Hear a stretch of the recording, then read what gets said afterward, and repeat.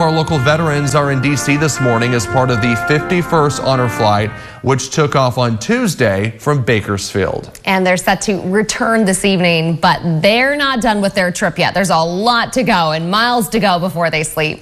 17's Kevin Charette is there with them. They are on a very special tour this morning. Hey, Kev.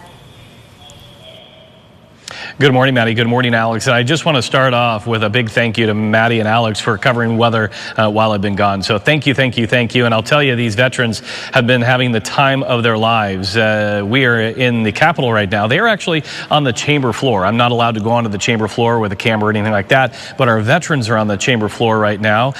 They will be talking to different representatives, including Vince Vaughn. And I'm actually in Statutory Hall right now, and our veterans will then, once they get off the floor, House floor, they will come in here and be able to take in all the sights and sounds. But I'll tell you, it has been a whirlwind for these veterans, because yesterday we started bright and early.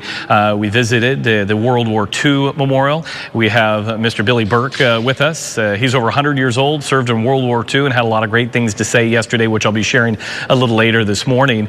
And then after we hit the World War II Memorial, we went to the Korean War Memorial. Then after that, we went to the Vietnam Memorial.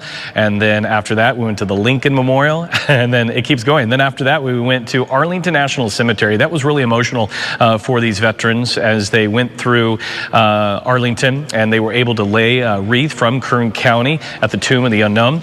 And then after that, we made our way to the Air Force Memorial. So you can just see how fast this trip is for our veterans, but they get to see a lot. And talking to them even this morning, they say this has been a trip of a lifetime. Some of them said they weren't sure if they wanted to make the trip with Honor Flight. They didn't know what to expect. But now that they're here, they say it was a trip they will always remember. And they encourage all veterans in Kern County to sign up, fill out that application so that you can come down and see all these memorials that have been built in their honor. So again, today we are going to be touring the Capitol. Again, we just got here not long ago. They actually had a police escort. They were so excited.